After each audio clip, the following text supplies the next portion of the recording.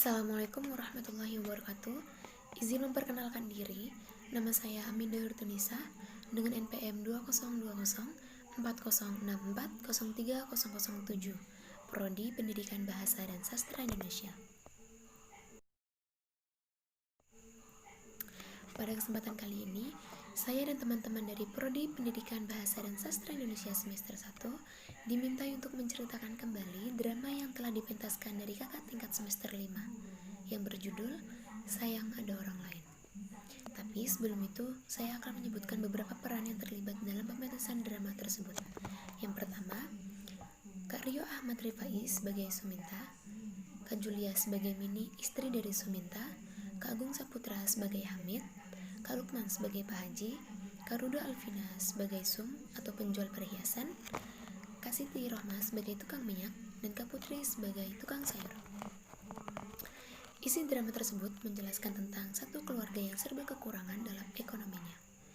Demi untuk mencukupi kebutuhan sehari-hari, sang istri rela kesana kemari untuk menghutang, sedangkan sang suami bekerja dengan gaji yang secukupnya dan dengan gaji yang cukup untuk sehari-harinya saja. Pada suatu hari, rumah mereka kedatangan seorang tamu laki-laki, sebut saja dia Hamid. Kemudian tak lama dari itu, sang istri berpamitan kepada sang suami untuk meminta izin pergi sebentar karena ada urusan. Setelah sang istri pergi, lalu Suminta mengajak ngobrol tamu laki-laki tersebut. Obrolan mereka nampak berjalan dengan mulus dan baik-baik saja. Tetapi tidak lama dari itu, obrolan mereka berlangsung terjadinya percekcokan di antara mereka karena ada perkataan yang membuat Suminta merasa kesal dan sakit hati. Akhirnya, Hamid pun diusir dari rumah Suminta. Karena hutang istri yang sudah menumpuk hanya untuk memenuhi kebutuhan sehari-hari, ada beberapa para penjual yang menagih ke rumah Suminta dan Mini. Ada dari penjual minyak dan penjual sayur yang menghampiri rumah mereka dengan tujuan menagih hutang. Tetapi sayang, Mini sedang tidak di rumah. Dia sedang pergi. Sedangkan Suminta tidak bisa membayarnya karena dengan alasan dia tidak mempunyai uang. Tak lama dari urusan utang piutang tersebut, datanglah Pak Haji ke rumah Suminta. Dengan tegasnya dan dengan percaya dirinya, Pak Haji menceritakan bahwa ia melihat Mini sedang bermesraan dengan laki-laki lain di dalam mobil. Disitulah Suminta terdiam dan langsung memikirkan istrinya. Dan tanpa ada kelanjutan dari apa yang ia ceritakan, Pak Haji langsung meninggalkan rumah Suminta.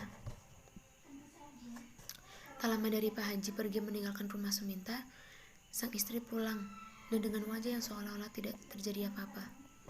Lalu singkat cerita, Suminta bertanya dengan nada pengucapan yang tegas kepada sang istri mengenai apa yang sudah dilihat dan apa yang sudah Pak Haji ceritakan sebelumnya. Mini pun hanya bisa terdiam dan tak bisa berucap apa-apa. Tak lama dari itu, datanglah Pak Haji, Hamid, dan satu laki-laki yang diduga sudah menodai Mini, istri dari Suminta. Pak Haji membawa laki-laki ini hanya untuk bertujuan meluruskan dan membenarkan kejadian sebenarnya. Tetapi si Hamid selalu mengelak, dan sedangkan si laki-laki satu ini sudah mengaku bahwa ia sudah terpuaskan nafsunya dengan istri Suminta. Disitulah pertengkaran dan percekcokan pun terjadi, hingga singkat cerita, setelah Pak Haji, Hamid, dan satu laki-laki itu pergi meninggalkan rumah Suminta. Karena kesalahpahaman ini, Mini bermaksud untuk meninggalkan rumah karena sudah merasa malu, merasa hina, dan dengan besar hati ia meninggalkan suami yang sangat ia cintai. Disitulah mereka saling menyalahkan satu sama lain karena kesalahpahaman ini yang membuat rumah tangga mereka hancur.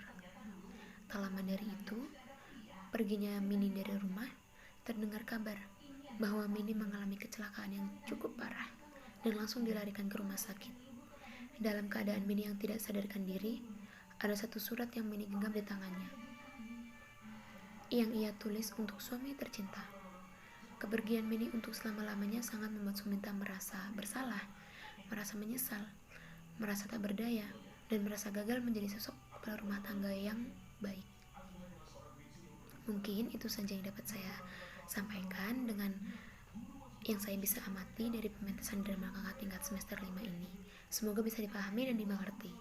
Dan untuk pesan dari saya, Jangan mudah terhasut dan jangan mudah mempercayai dengan apa yang diucapkan orang lain. Sebab kehidupan yang sebenarnya atau kehidupan yang sesungguhnya yang menjalani adalah diri kita sendiri. Mereka atau orang lain hanya pelengkap saja di hidup di dunia. Dan belajar untuk bisa mempercayai diri sendiri serta pasanganmu dan ikuti apa kata hatimu, sebab hati adalah jalan rencana yang sudah ditetapkan oleh Sang Kuasa untuk kita bisa menjalankannya dengan sebaik-baiknya. Pesan yang kedua, jaga harga dirimu, jaga kehormatanmu, dan jaga mahkotamu. Jangan sampai kau relakan semuanya hanya demi untuk mendapatkan sesuatu hal, apalagi untuk memuaskan nafsu saja. Selanjutnya, pesan yang ketiga,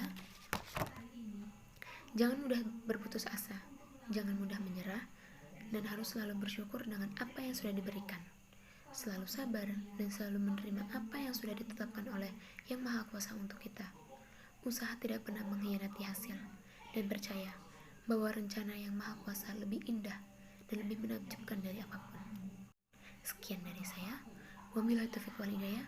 Wassalamualaikum warahmatullahi wabarakatuh.